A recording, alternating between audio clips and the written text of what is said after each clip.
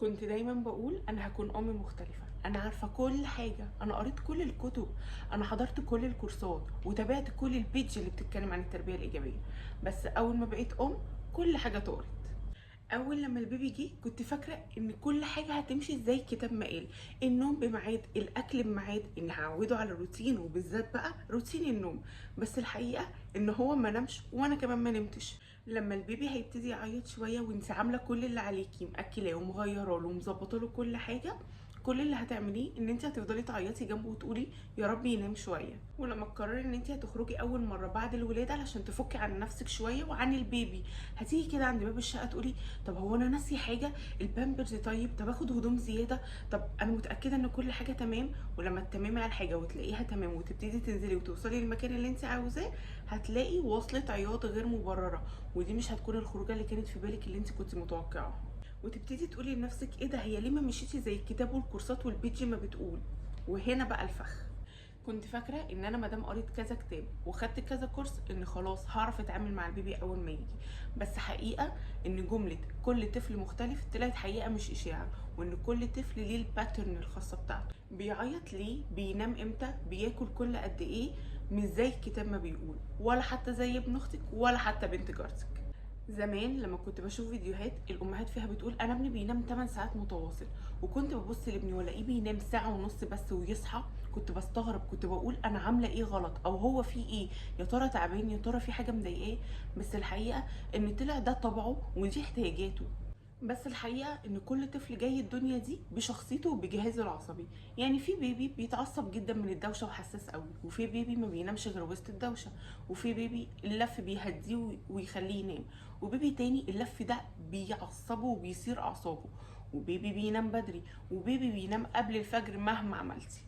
المقارنات هي اللي بتخلينا نقلق من غير داعي ونشك في نفسنا. ومش بس كده، ده في كمان امهات بتضغط من اهلها واصحابها علشان خاطر ابن جارتها مشي بدري او بنت جارتها بتاكل لوحدها، وده اللي بيخليها تحس انها مقصره في حق ولادها. لكن لما نعرف ان كل طفل ليه سرعه النمو بتاعته وسكه النمو بتاعته برضه، هنرتاح. افهمي طفلك، كل طفل مختلف، مش لازم يكون شبه حد، هو كده وده كفايه جدا. كل طفل مختلف، وكل ام بتمشي على ايقاع طفلها. واحده بقى من اكبر المفاجآت اللي هتقابلك لما تكوني ام، مفيش حاجه واحده ثابته، ولا الطاقه ولا المشاعر، كل حاجه بتتغير في لحظه. يعني انا كل يوم الصبح ببقى صاحيه مقرره ان انا هكون ام هاديه، ان انا مش هتعصب، ان انا هتعامل بهدوء مع اطفالي. بعد نص ساعه بالظبط صوتي بيكون جايب اخر الشارع بسببهم. اوقات هتحسي ان انت محتاجه وقت لنفسك، بس اول ما تسيبيهم وتخرجي هتحسي ان هم وحشوكي وعاوزه ترجعي تاخديهم. بكون مبسوطه جدا لما اكون خلصت ترويق الشقه وخلصت الاكل واهتميت بالولاد. بس لما اليوم بيخلص واروح ابص لنفسي في المرايه كده واقول ايه ده، هو اليوم خلص خلاص؟ التناقض اللي بيحصل لكل ام بيحسسها انها مش مفهومه، بس الحقيقه ان ده طبيعي جدا، علشان خاطر هي موجوده في كل الاوضاع دي وبتتبدل ما بينهم، هي ما بتفضلش في وضع واحد على طول. كنت فاكره ان التربيه شويه قوانين، هقرا كتاب، هسمع بودكاست، هتفرج على لايف، اطلع بمعلومه اطبقها على الطفل، هوب الطفل ده هيبقى مثالي. بس الحقيقه ان الموضوع طلع اعقد من كده بكتير. يعني انا في مره قررت ان انا هستخدم مع ابني اسلوب التوجيه بدل العقاب. قعدت الولد قدامي وقعدت اشرح له وقعدت افهمه وقعدت اكلمه، لقيت الولد قدامي قاعد بيتشقلب ومش مركز معايا ومش مديني انتباهه اصلا. وساعات تانية بكون على اخري ومش طايقه نفسي، اقول كلمه واحده بس بعفويه الاقيه سمع الكلام وقعد بمنتهى التلقائيه.